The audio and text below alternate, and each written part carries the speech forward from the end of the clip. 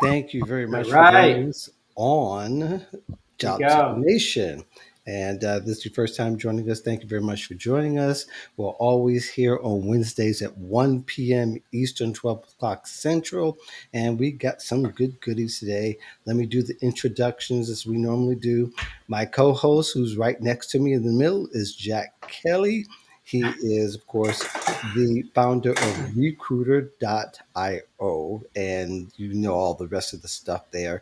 And also, he's a senior careers contributor at Forbes. He's got a ton of content always churning out like a mill almost.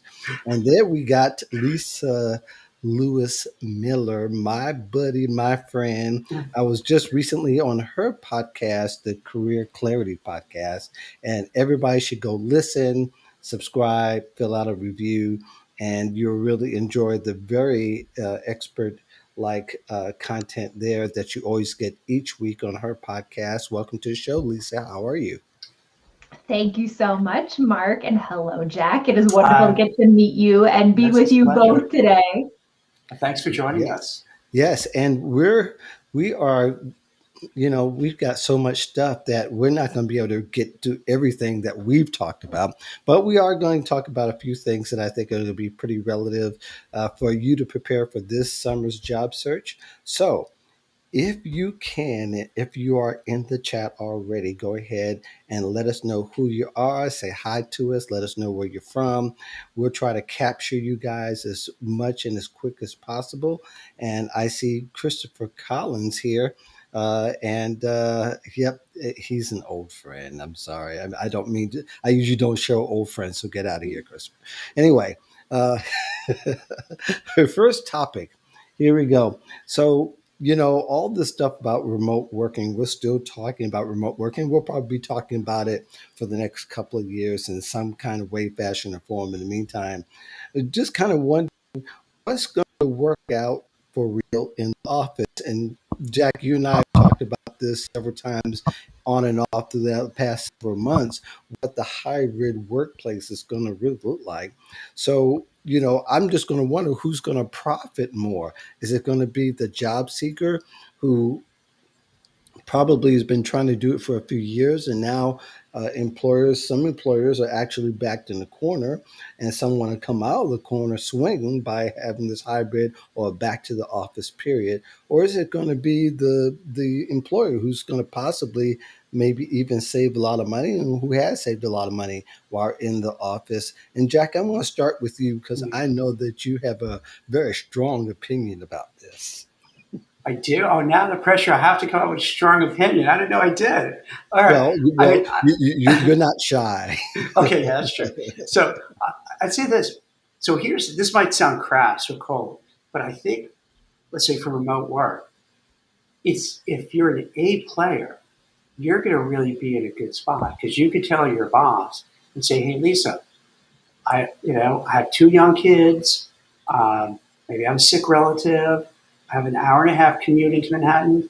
I'm not going to. I can't go. I have to stay home."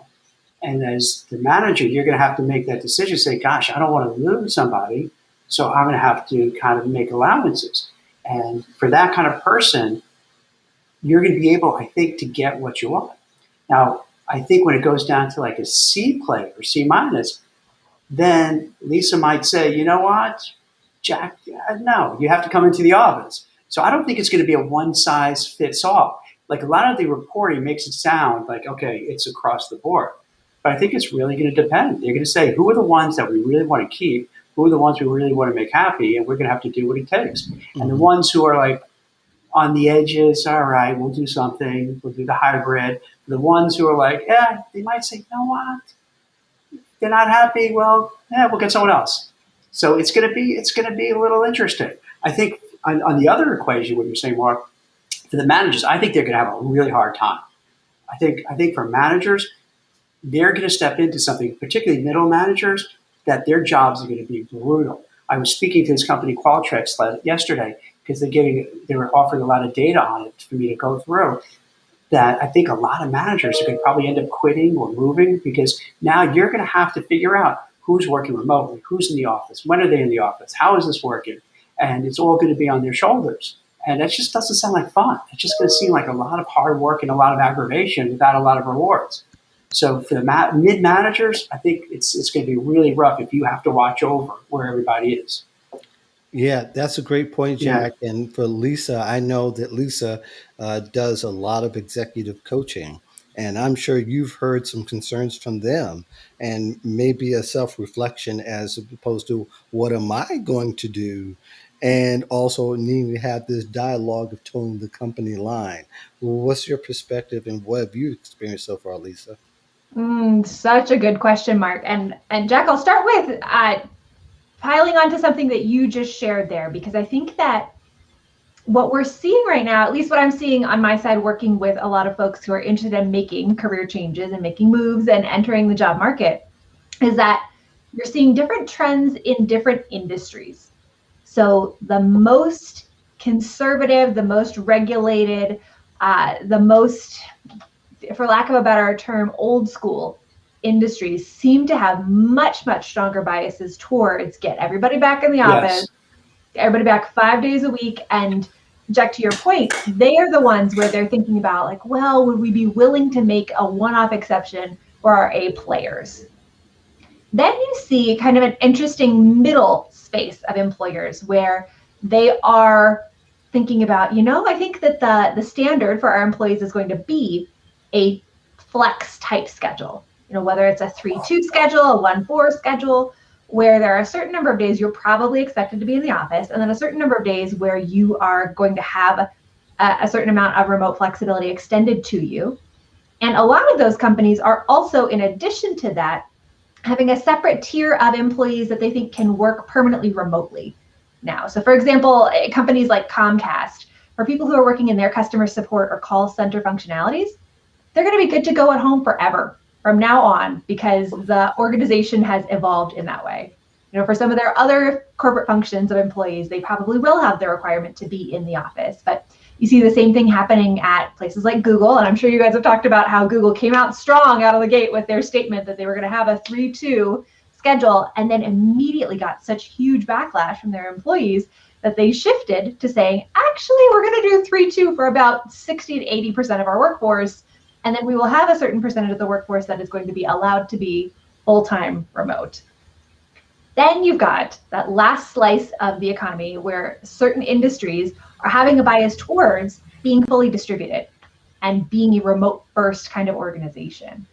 So Jack, I think to your point that there will absolutely be a certain amount of manager discretion in who asks for what types of flexibility and who is granted that. And I think to the point you were making, if you are watching this stream right now and you haven't been thinking about how to position yourself as an A player, this is the time to start. Because see, this is great. I don't mean to. This is really good stuff, Lisa. I don't mean to be weird. I don't know if you know. I'm taking notes as you're talking. So go on. I just want to let you know. So if you see me writing, I'm not being rude because I like a lot of these things you're bringing up. Well, and I think that the point that you brought up of A players have the most leverage for negotiation is really important for people to hear right now, because I think your point that the media is making it sound like everybody is going to be having equal access to flexibility is not going to be true. So thinking about your own personal leverage of what do I bring to the table? How am I creating value? Am I making sure to measure my results? What are the ways in which I can be contributing to this organization in this time of unique need and unique circumstances? Answering those questions is going to give you so much more power at the negotiation table to get what you want and what you need. Mark, I feel like I didn't answer your original question though. Remind me. But no, this is good. Can I Oh, just bring no, up no, no. I yeah, think we could take it from there a little bit yeah, because I think one of the things that we're urged job seekers to do is to take control over their careers, right? Which means they have to know exactly what they want from the genesis of their job search. Many people don't. They kind of figure it out as they stumble along, as they stumble along in the negotiation, when really you can just look for the company at the beginning and apply to the company that are just doing the work as opposed to trying to take a chance. That doesn't hurt any if your objective is to try to find the right family, the salary range, and you have to have this salary, and that might play a part of it. However, you can also make the case that if you're looking at the beginning, salaries counted, including them working from home and also having the culture that's encouraged you to thrive there, then you're onto something. That's why it's kind of multi-layered. You just can't have pancakes and butter without syrup. You got to have the syrup, and that's what's going to really count. Jack, don't you think that people should be trying to get that right at the beginning stage and not trying to push the envelope as far as where they're going to be and how it's going to look? yeah. Just to take a sidestep, I got to thank you, Lisa, because one of these things is so great. It's not only for job seekers who benefit when we have these conversations. I think it's everybody because like you get different ideas. Like when you talk about Wall Street, it's like one of these things because I've been writing about like what J.P. Morgan is doing, what Goldman is doing, but like I'm an idiot because I really didn't think about the regulatory matter, which makes sense. I'm thinking of more like you said, use the term old school. I use that too. But Mhm. really, to be fair to them, is that they're so highly regulated that if you have traders at home, brokers at home, you're not really sure what they're doing. If they do something wrong, there's so much liability on those companies. And that's something I should have kind of knew and I did right. So like that's it's like one of those moments the light bulb goes on and you're like, oh yeah, that's so obvious that I should have been putting it in there. And that's so that goes back to what you guys are talking about in that it's not one size fits all. So if you're in a very regulated industry, you may not have much of a choice. And it's not because the company's being a jerk. It's they really don't have a choice because if they have a stockbroker who rips somebody off because they're at home and no one's watching over them, the company's at fault and everybody, all management is at fault. So it's to their best interest to get everyone in where you can supervise them. Well, and I would say yes and no, that the highly regulated industries have more challenges with trying to afford flexibility to their workforce. Mm-hmm. But I do not believe it is impossible because clearly we have seen organizations going above and beyond working with their IT teams to ensure that they have got data privacy and security and they've got the right VPN set up. And so I think we've seen a lot of evidence over the last 16, 17 months that it is doable. I think one of the tricky things that I'm tending to see pop up more in those older school, more highly regulated industries, though, is a bias towards believing that the only or the best way to create the appropriate company culture is with your people in person. And that what do you has been a think? See, that's fascinating thing. interesting. That's so like there's always like there's so much discussion about it. I don't know. Is culture even that important? Is it is culture worth sacrificing so you can work at home? I don't know the answer to it. It's an interesting. What do you think, Mark? Like there's so much talk about corporate culture, corporate culture.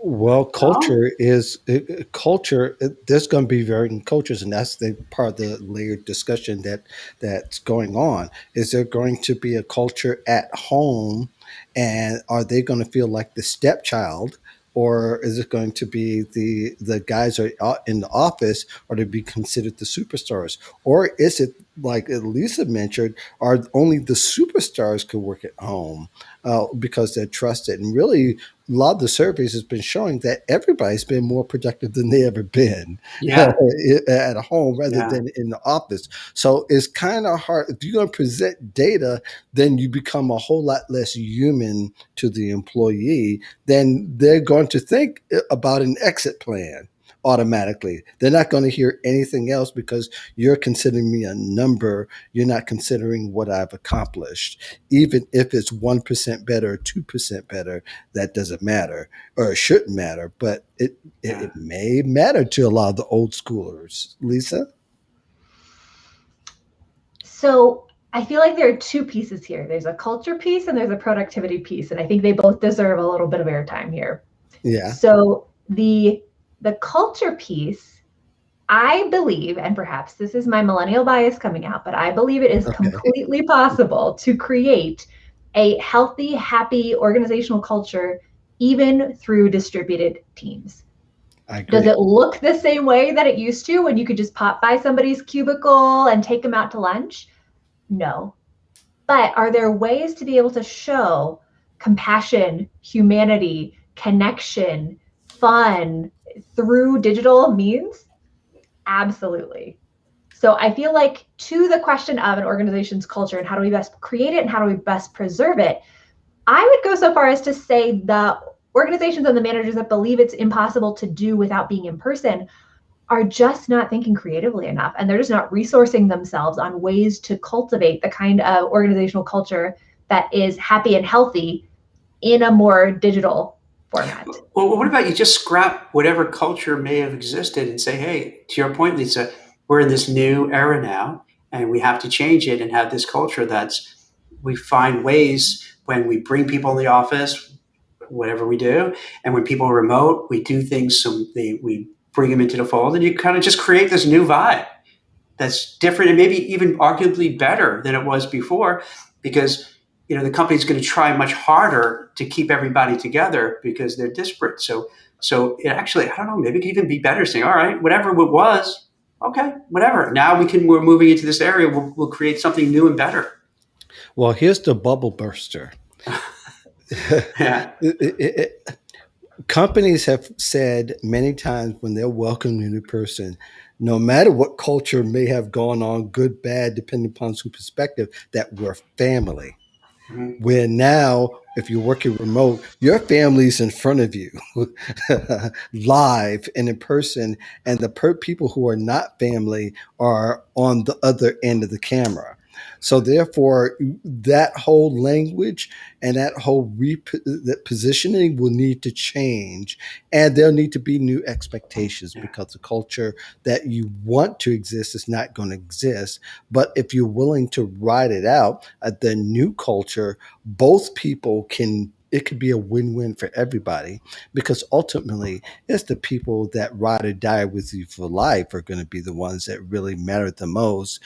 But that doesn't mean that you can't have a good vibe and a good culture and a viable one to grow as time goes on because you're working on the camera. So I think people will have to understand that people's lives, their spouses, their children, their partners, and whoever else is involved in their life, they're going to get that family energy more because that's why they're home, because they want to build on top of that, not particularly the company culture. And so therefore it's that win-win aspect that people need to strive. Well, Lisa? and Mark, let me riff on that for a moment because you're bringing up so many good points, and I think that there are a couple different directions I want to take that in. Direction number one is that the pandemic has been so clarifying for all of us on what matters most, what you are willing to tolerate. How does your organization actually treat you as a human as opposed to a unit of human capital? And I think that what you're highlighting about the primacy of the people that we live with, right, defining our family in that way, brings up some questions of clarity for each of us as a member of the labor market, a piece of human capital here, if you will, of what's the kind of relationship I want to have to the humans that I live with and to the humans that I work with. And I think one of the beautiful things that's coming out of this pandemic, shift to the labor market is you as a talent have optionality that you didn't have before. That if you want your relationship to your work to really be an in-person experience, there are industries that are really going to have strong biases towards continuing to only really allow people to be in person. If you have a bias that you want to really be physically present with the humans that you live with, there are industries where that's becoming even easier to do.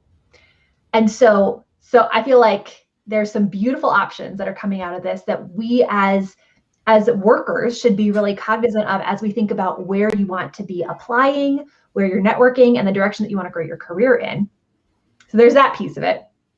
Mark, another thing I want to say on your family point here is that for underrepresented individuals, right? And I want to be really careful and clear to not step outside of my lane as a cis het white woman here. But for underrepresented individuals in the workforce, back when work used to have to be completely in person and organizations were espousing that they had these values of treating us all like family and feeling all like family, if you are an underrepresented individual, that might not have actually held true for you. You know, companies might have espoused that they really believed in belonging, and they weren't always able to make good on that in person. And I think one of the incredible things about this remote work reality is that for members of underrepresented groups, the amount of daily microaggressions that you have had to deal with has probably gone down because everything is documented and everything is visible. And if somebody messes up and says something or implies something or makes a joke that has sexist or racist undertones to it, the level of visibility that now goes with that, to be able to have that documented by HR, to have that person receive some sort of feedback and some sort of correction, is so much better. And I'll say, so my husband is a middle school music teacher. And so I've been hearing a lot about what's going on in the education world when it comes to remote modalities. And the number of families that have some kind of underrepresented identity, be it sexual orientation, be it ethnicity, be it religion, who feel safer in this kind of a modality because there are less opportunities for happenstance microaggressions to occur, is meaningful. And I think we do not want to ignore that or write that off. And I feel like I could keep riffing on this. So Mark, let me pause for a second and ask, how does this match up with what you're hearing with the folks that you're working with too? Well, I think the big thing, being as one of those underrepresented groups, I'm 60, so I fit the older worker, I fit the minority, and and also I'm also a recovering male chauvinist, so I understand definitely about the sexism and know how easy it is to blurt things out, and you want to take it back so bad after you said something really dumb. I learned that in person so far, being remote, pretty successful. But all that to say is that, the microaggressions is definitely one of probably the main driving forces of the way that the underrepresented, particularly Black people, I could speak for that, feel. After hearing it day after day, time after time, and all those count up over the years, and then being home without hearing it, boy, is it a relief. At the same time, you don't want to be discounted because you choose to be at home while your team chooses to be at work. And that's where it's kind of layered. And that's where, you got to monitor the monitors to make sure that those kind of things aren't happening. But I think for the person that's really looking for a job, they're going to have to start asking those extra questions, such as, what is the remote culture at your company like? And what is it like on your team? And what is your boss like? And you got to start go down those holes, because that's going to be the only way you're going to be able to find out. And even ask former employees, what was this person like? What was it like being under them? And how did you feel? Did you feel like that you were safe? The word protection has different layers that I won't go into, but that's also a very subjective thing, because some people don't feel even protected along those lines. And there's other arguments whether you can or you can't. But all in all, having said that, is that now the person who wants to have a job and wants to have a remote job are going to need to dig deeper than they ever had before and be a whole lot more thoughtful in their dealings and sometimes in transactions with employers and HR people, because you've got to ask those questions now, and you should get candor back. And if you don't get candor, that is one sign of this place is not for me. Now, Jack, we talked about that a couple of weeks ago, how candor is a big factor in determining whether, I'm getting a gut feeling that you're telling me the truth or you're feeding me the company line. If you're just feeding me the company line, I'm not going to be interested. Well, go ahead, Jack. Yeah. So let me ask you, when you talk about, let's say, I don't know if this is kind of getting away from what we're talking about, but it's really interesting.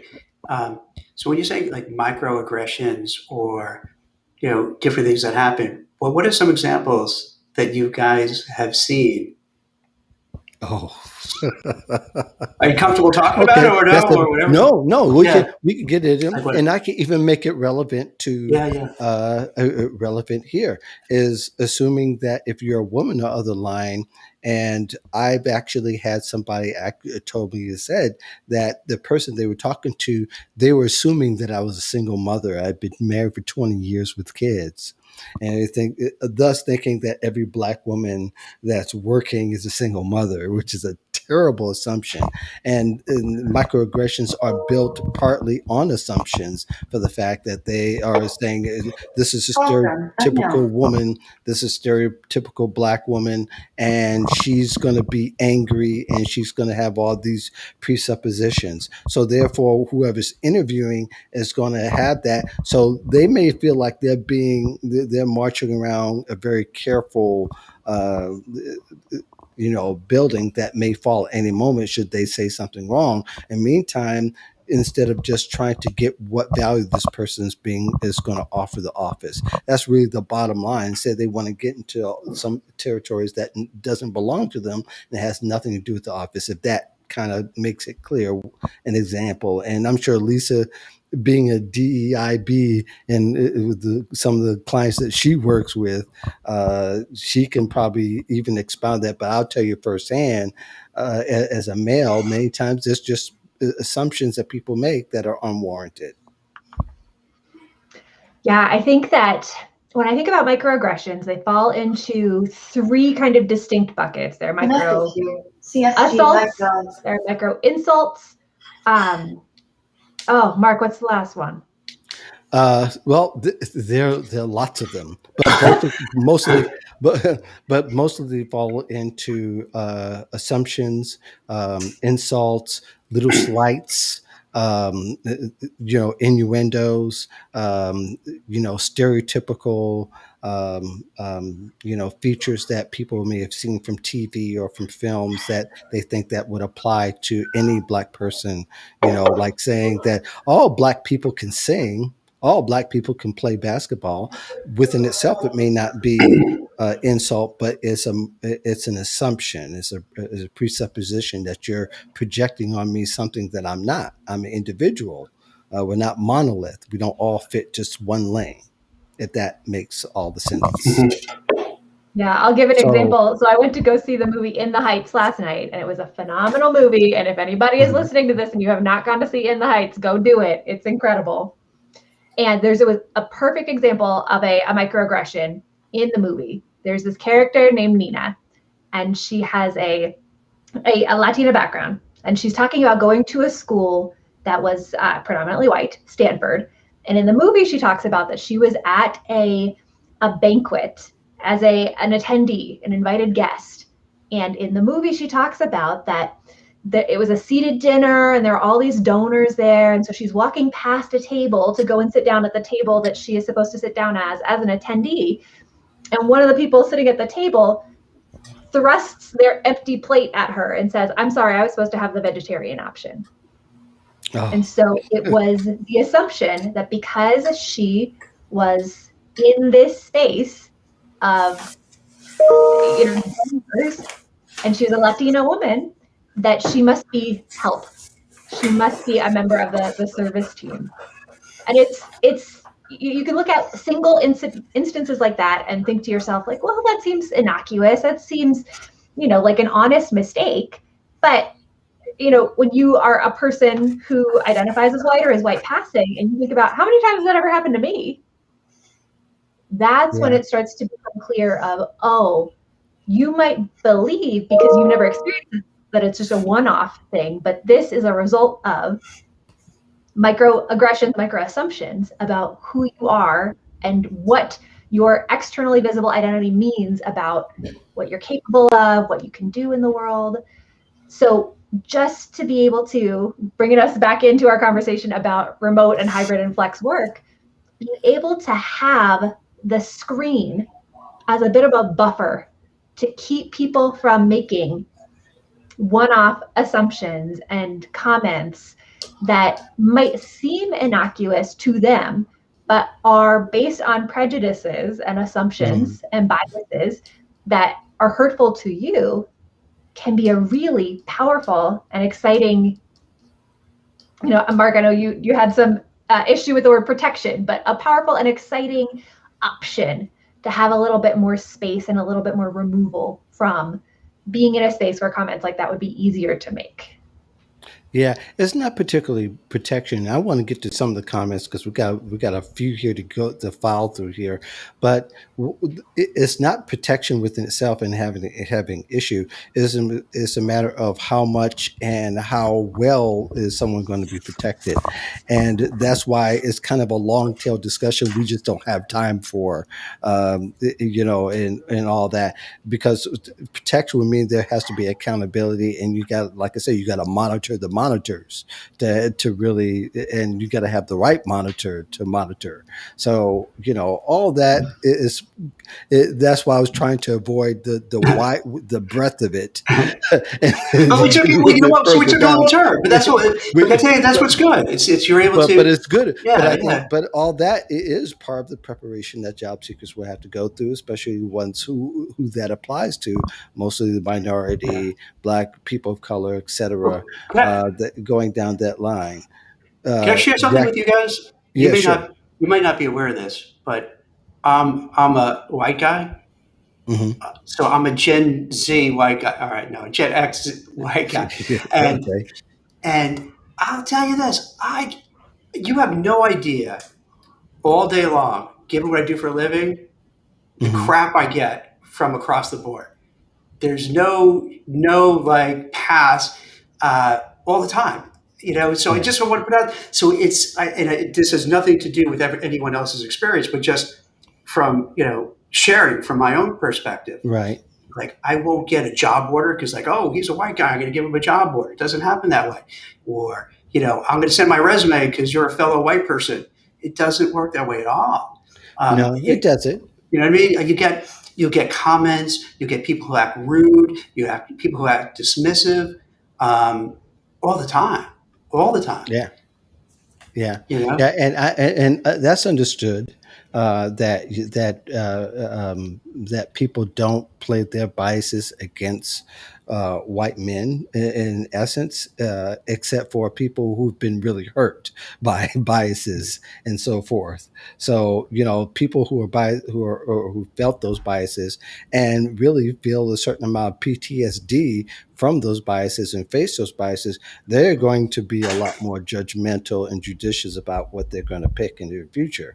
And they're, according to JobVite, 42% of people, and that's Black, white, and all colors, said that they won't, unless companies make it obvious stand on diversity, they're just not going to deal with those companies. So therefore, I think that people are going to start making those choices, and let's see where we're going to be in 5 years. I have thoughts about that, but I do want to get to some of these questions. If that kind of, too bad we can't go deeply into that. We'll Maybe just we keep have to going. have We'll our keep own going. show We'll on make that. this a 2-hour show. but We'll make but it like but a Joe people Rogan do. podcast. That'd be like 3 hours Oh long. man, and We'll that just would keep be going. that would be no problem at all. But let's get to some of these issues. Christopher Collins, my old friend, we'll go ahead and deal with this one real quick. I'm switching careers from retail to HR. I start the trading class to August to prepare for the CP exam through SHRM. What advice can you give me for one, the exam, to the HR field? There's probably a lot of things we could probably pick apart here as other information that we would need to know. But ultimately, along with all the exams that I know people have taken the exams and got the credentials, is that you got to get the experience. And the experience often will lead you to the jobs jobs in HRs, and sometimes unless you have a very specific part of HR that you've covered, that you've had some experience, that maybe you've studied, it's kind of hard to get even the generous job in HR. Lisa, your take on that? Well, I think that the advice, Chris, that I'd give you is the same that I'd give to a lot of people who are considering a career change, which is that when you are trying to move from one industry to another industry, the biggest hurdle that you tend to face is people not understanding the story to your path and why you're trying to go where you want to go. So the two most important things that you can do for yourself to break into the HR field successfully are, number one, get your story down pat.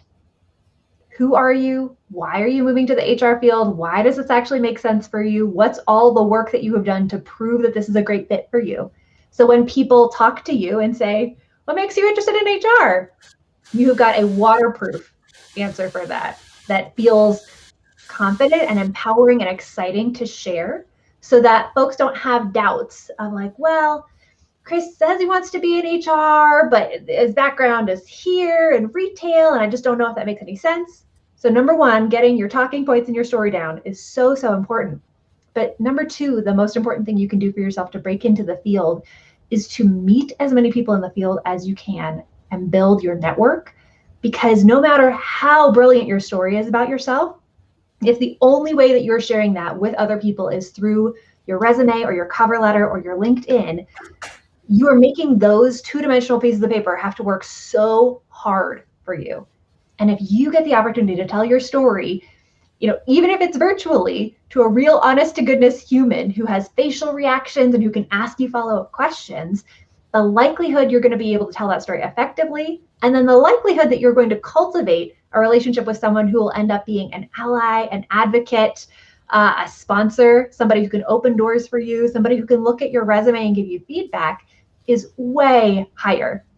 And as I'm sure these two gentlemen have said many a time on this webcast, every year the Bureau of Labor Statistics does studies on how people get jobs. And every year, with beautiful consistency, it's like 70% or more 70 of to jobs 80%, yeah. come from who you know and folks in your network. And that, if that is not a strong enough statement that you've got to be willing to put yourself out there and build relationships so that you are not putting all of your job seeking eggs into that 20 to 30% of other activities basket, I don't know what is. So Chris, congratulations on taking the steps to get your SHRM certification. And let's make sure that you're also taking the steps right now to build relationships with as many people working directly in HR as you can, so that you've got people ready and waiting to open doors for you once you've got that certificate in hand. Yep, great answer. Lisa, Jack, you have anything Now, to I add to was that? looking at some of the comments, like Christina. Christina had a good point about when pivoting, you should be able to prove your skills are transferable across the industry. And that's kind of echoing what Lisa was saying, is to try to find out a way how you can find out what you're good at, what skills you have, and how you can kind of say, this is why I'll be a good fit. But be prepared, Christopher, because it's probably going to be a little uphill battle. What happens, looking through the lens of, let's say, a recruiter, companies tend to want someone who can be plug and play and just get started day one. Now, that doesn't mean you can't get that job. And if you're hard to set on it, you're motivated, you will get it. I'm a big believer in that. Like, if you that positive thinking that if you want to do it, you'll make it happen. But just to be prepared, there'll probably be a lot of roadblocks because you're going to get that catch-22. We want experience, but you don't have experience, you got to get the experience to do it. So maybe it could be an internship. Maybe you go, if there's some certificate program to do. I agree with Lisa in that you want to really tap into your network and know someone. Because if you find somebody who has an in and they can vouch for you and say, hey, Christopher isn't really, he's not an HR guy, but I know him really well, and he has all those skills. He has the empathy. He knows how to work well with people. I would say give him a shot. Then, yeah, he has a better chance. So it's a combination of getting your skills, figuring out how you give your pitch, how those skills will come across, even though it's from a different industry, so that the interviewer is like, that makes a lot of sense. I could see why you can move over. be Yeah. very mentally prepared. You're going to get a lot of pushback, and don't give up, and don't let that dissuade you. And as Lisa was saying, you really want to, you can't be shy at this time. You got to tap into your network. You got to twist arms. You got to push, you got to cajole, you got to call in favors to help you get in the door. Because then the trick is, once you're in the door, then it's much easier. Then you're part of the team. Then it's so much easier. Yep. And within your stories, Chris, you got to be telling the type of stories that solves the problems of the people that you're reaching out to or who you want to hire. You have to be keenly aware of what they're dealing with. If they are in a flood of EOCs, do you really want to get in the middle of those particular lawsuits and those issues that are being litigated? I mean, sometimes HR, you can't help but to walk into litigations with some companies. You want to be able to find that out. So you want to definitely, like as it's been said, use network, find current employees, find former employees, and find out what the deal is so that you can go in knowing you may decide that maybe this company is not what I thought it looked like. It's not who they projected online. Therefore, I probably want to go somewhere else where I can get more of a ground up experience instead of walking into the fire.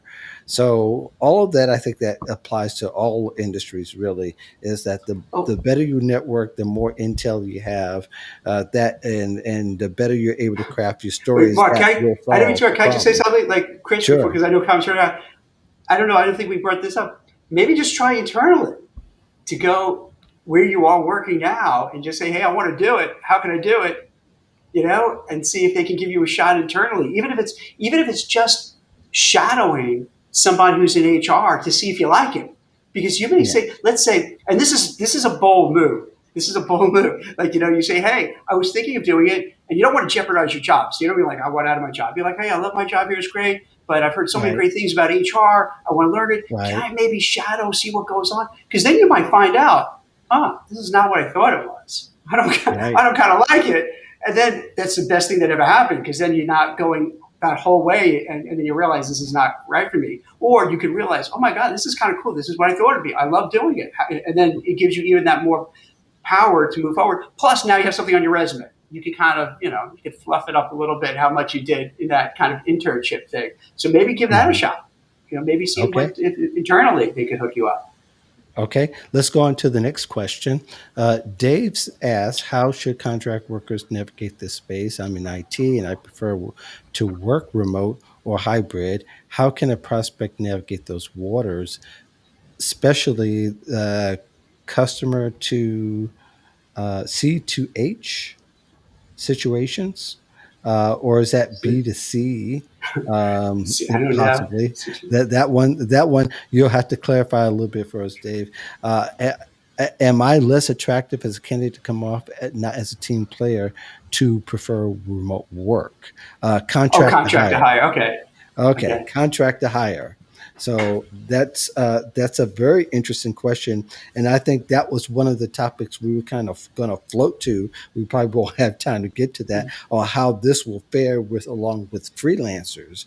But freelancers are going to have a little bit of different challenge because they will have to they'll have to navigate the whole package.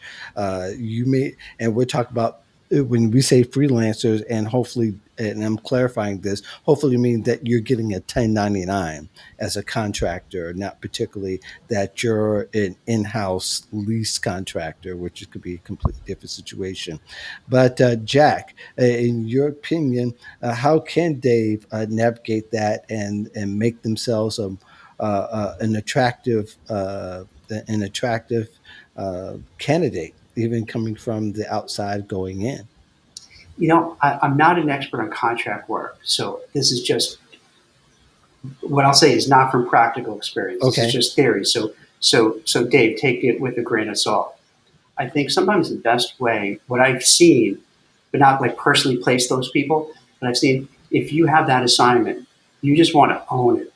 You want to go in there, you want to, whether it's remote, in person, however it is, you just want to take it with gusto, learn as much as possible, if you're in the office, be the first one there, the last one to leave, raise your hand for every project, get involved with everything, get to know your manager, get to know everybody so that you, when they make a decision, hey, what do we do with Dave? They're going to say, oh, we got to keep this guy. He's awesome. I mean, we're not going to find someone like this. This guy's amazing. So you want to kind of make yourself indispensable. You want to be so good at what you do. You want to be such a team player. You want to be that go-to guy that everyone like seeks when they need help, so that it becomes like, of course he's going to be permanent. Of course this guy's going to be part of our team. Now, that being said, I don't know that world well enough if that's exactly going to be the case, but that's just a suggestion. Well, I think his main concern might be the fact that how is he present himself as a viable option for remote work, being that that's what he prefers. But the same would hold true. You know what I mean? Where just like the same holds true. Yeah. And I think ultimately what you're saying is that you got to prove yourself before you're given the reins and that independence to work remote. That makes all the sense in the world. Sometimes, and depending upon how lengthy the contract is, you may or may not have that particular option. So as somebody who's going to work contract, you might want to try to establish that from the get-go, that you're taking this contract because I'd be able to work remote, blah, blah, blah, instead of going in. So you've got to start asking those questions right before. Lisa, you want to add to that? Well, so Dave, when I read your question, what I get out of the question is essentially, how do I make sure that the organizations that I'm going to be applying to don't have biases against remote or hybrid workers as being less committed, less invested, less whatever? And so the way that I actually hear your question, what I would recommend, Dave, is to, when you're looking at potential opportunities, really screen the organization and their external information. Resources like salary.com, glassdoor.com, for people who identify as women, fairygodboss.com is a great resource to see real deal testimonials on what is this organization's actual practice towards remote or flex workers. And if you're seeing an organization where the majority of the testimonials, obviously it's not going to be all of them because people go to these places to drop some dirt when they're feeling unheard or feeling frustrated. But if you're seeing the majority of testimonials about these organizations saying that they were pretty equitable to their remote workforce and they gave them pretty similar opportunities and they worked hard to try to integrate them into the team, what that's going to give you some really great data points on is that this organization does not have the biases against hybrid, flex, remote workers that then would put you in the position you're describing of not getting opportunities for cool projects or advancement, promotion, raises, etc., as a part of your work. So I think that everything that Jack and Marcus said is brilliant and spot on for once you get there, really earning your keep, really showing off how great you are, to make sure that they see, the proof through your activities and through your behavior that you are not doing remote work to shirk responsibility or to just phone it in. But I think selecting organizations to apply to where they are going to have fewer of those biases in place in the first place is also a really, really important step so that you don't find yourself trying to really fight an uphill battle for the entirety of your contract tenure.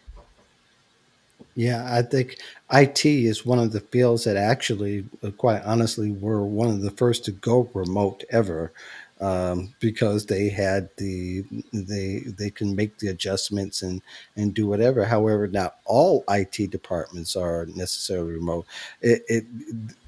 Because you're in IT, Dave, it increases the likelihood that you can get a remote position right off from the jump. If anybody doesn't have any other questions, we're going to jump back into some of this other discussions. I definitely want to get into and maybe we should just talk about the summer and what does it like to you? There's no scientific data particularly yet or how long a job search is going to take, but people are going to ask, what does a really diligent job search really look like these days? And I think we get the old school where, if you want a full-time job, you got to search full-time. And I'm going to tell you now, that's so untrue these days. That is not even particularly funny. That's good in theory. That does make sense. But when you break down a true job search these days with all the networking you want to do, with all the research you want to do, that it's going to look different for everybody. And I'm going to start with Jack. And I know you haven't done a job search probably ever, if at all, being that you've been an entrepreneur for most of your career. But what are you seeing? You talk to a lot of job seekers. You got a huge meetup group that you lead. What are you hearing through them? So for the summertime, historically, it's one of the slower times. So I would suggest you want to be prepared so to manage expectations when you go into it, you don't get disappointed. Because what happens, and I think it's going to be enhanced because everybody wants to get away. After a year and a half or whatever we've been through the pandemic, people want to travel, they want to just get out of the house, they want to go to the beach.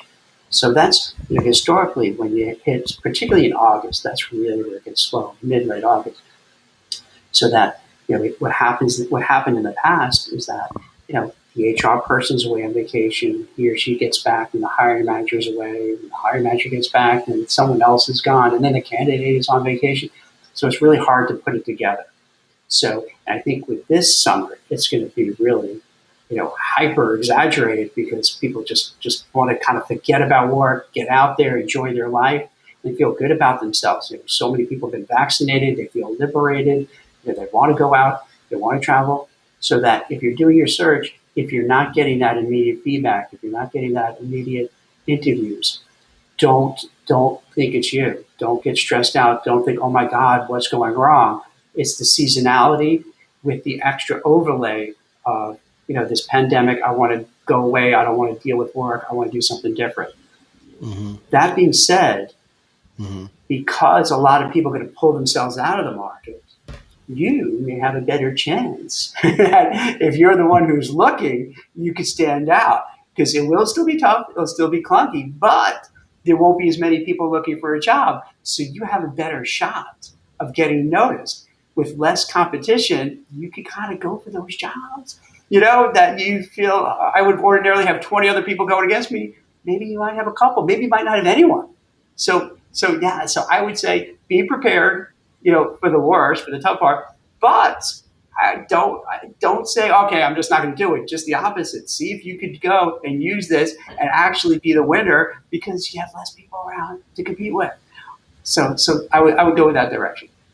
Yeah, Lisa, let's talk a little bit about what makes an effective job search. And I know you want to add on to what Jack has said as far as nobody knows what it's going to look like. CNBC reported last month that 4 million people resigned from the jobs. And I'm Crazy, sure, right? It's just yeah, I nuts. know this is It's nuts, so wild.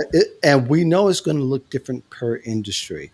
But Lisa, what's going to look like? And I know we only just have a few minutes left. What's going to look like an effective job search, and where they can really make a lot of traction, the quickest and the most efficient?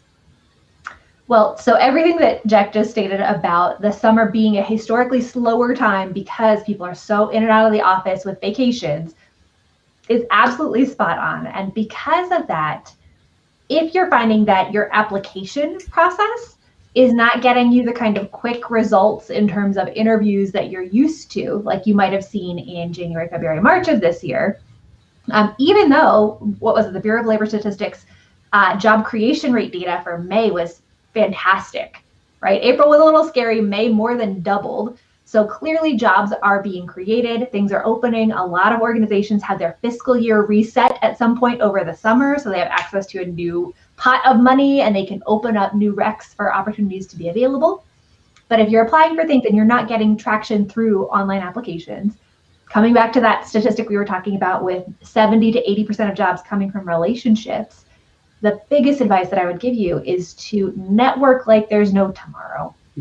Because If you are cultivating relationships with folks right before they go off to vacation or right after they come back from vacation, and you are now top of mind for them, when the posting does come about and it's available, they have such a quick line of visibility to what you're needing to get in touch with you and say, hey, so-and-so, it was so great to talk with you 3 weeks ago.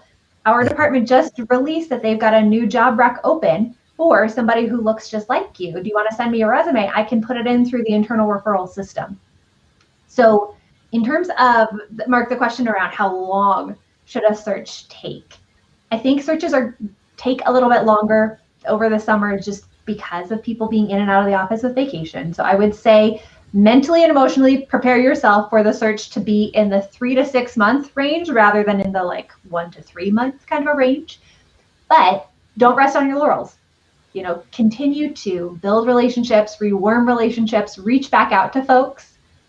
The gal who founded Career Contessa, Lauren McGoodwin, although I think her name is Lauren Ale now after getting married, she has this wonderful tip in her book about twice a year sending out a network warmer email to just send people that you know and you like an update on what's going on with you, where are you in your career, what are you needing next, what would be helpful, just so that you remain on their radar. And the summer, she talks about, I believe that she does it once around July 4th or Memorial Day, something like early to midsummer. Doing that in the summer is such a great way to get on somebody's radar, to set up a reconnection conversation with them, and then set yourself up to be the top candidate once those job openings are actually posted on websites. Yeah, that's great advice. For me, I always, and Jack will probably hear, he will roll his eyes when I say this, but that's where job search is really a lifestyle.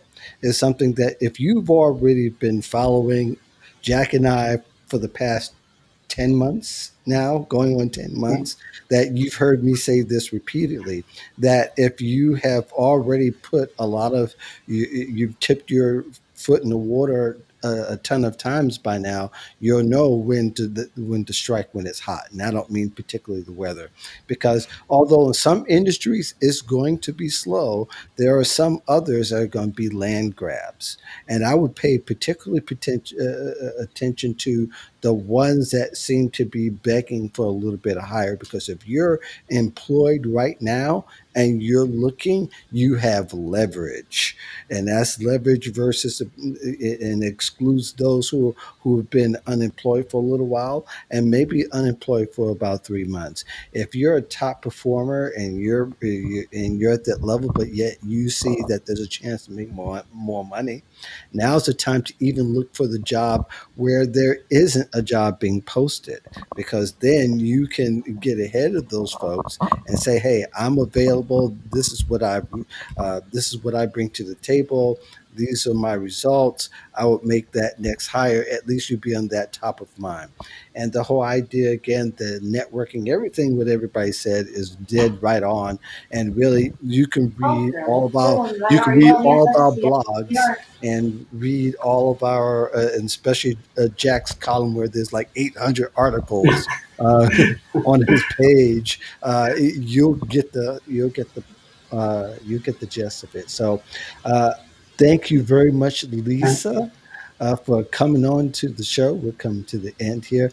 Anything you got coming up? Any special appearances or anything you got coming up we should know about, or you want the people to know about? Well, Mark and Jack, thank you so much for having me. A pleasure, yeah.